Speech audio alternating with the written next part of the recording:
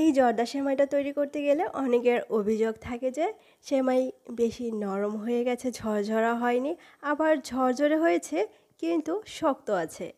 তবে এই recipe follow করে তৈরি করলে সেমাইটা অনেক বেশি ঝরঝরে হবে, তেমনই কিন্তু নরমও হবে আর খেতেও ভীষণ মজার হবে।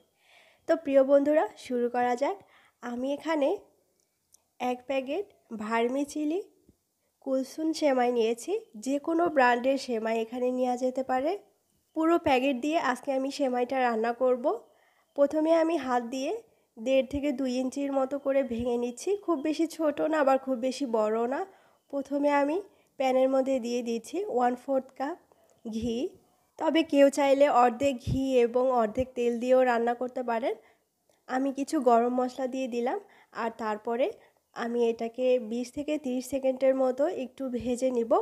আর তারপরে দিয়ে দিলাম কিছু বাদাম কিছুক্ষণ ভেজে নেওয়ার পরে তারপরে কিশমিশ দিয়ে দিচ্ছি, আর সেই সাথে দিয়ে দিচ্ছি সেমাই। আর এ পর্যায়ে অবশ্যই চুলার আঁচটা একদমই লোতে রাখতে হবে, তা না হলে চট করে পুড়ে যাবে।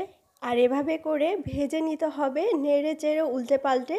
প্রয়োজনে আপনি 2টা চামচ বা খুন্তি ইউজ করতে পারেন। এই প্যাকেটের সেমাইটা এমনিতেই ভাজা থাকে, তাই খুব বেশি সময় লাগবে না, 3 থেকে 4 মিনিটের মধ্যেই হয়ে যাবে।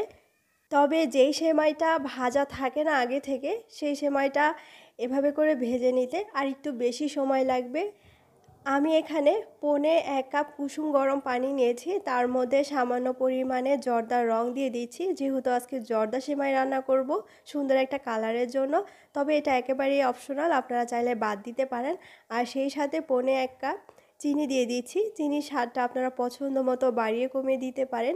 একটু ভালো করে মিশিয়ে এবারে একটা ঢাকনা দিয়ে ঢেকে 4-5 মিনিটের মতো জাল করে নিব। আর চুলার আঁচটা অবশ্যই একদম লোতে থাকবে।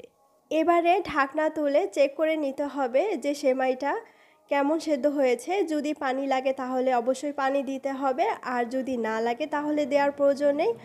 অর্থাৎ সেমাইয়ের কোয়ালিটি এবং চুলার জালের উপরে ডিপেন্ড করে পানি কম বেশি লাগতে পারে। এই জন্য পানিটা প্রথমেই বেশি দিয়ে দেওয়া যাবে না, প্রথমে অল্প করে দিয়ে তারপরে প্রয়োজন মতো অ্যাড করে দিতে হবে। আমি এখানে 1/4 কাপ তরল দুধ দিয়ে দিচ্ছি। তারপরে আবারও নেড়ে চেড়ে মিশিয়ে ঢেকে রেখে দিচ্ছি 4-5 মিনিটের মতো। আর এই পর্যায়ে চুলার আঁচটা একদমই লোতে থাকবে। এবারে আপনি একটু চেক করে নেবেন যে সেমাইটা ভালো করে সেদ্ধ হয়েছে কিনা। যদি না হয় তাহলে আর একটু পানি বা দুধ অ্যাড করে দিতে পারেন।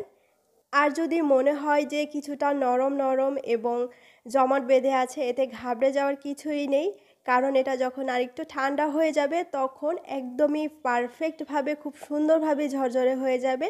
2টা কাঁটা চামচ দিয়ে একটু এভাবে করে ছাড়িয়ে দিবেন, এতে করে আরও বেশি ঝরঝরে হয়ে যাবে। এই সেমাইটা যেমন ঝরঝরে হয়েছিল তেমনই নরম হয়েছিল, আর খেতে ভীষণ মজার হয়েছিল। ইনশাল্লাহ আপনারাও ট্রাই করবেন এবং জানাবেন কেমন হলো।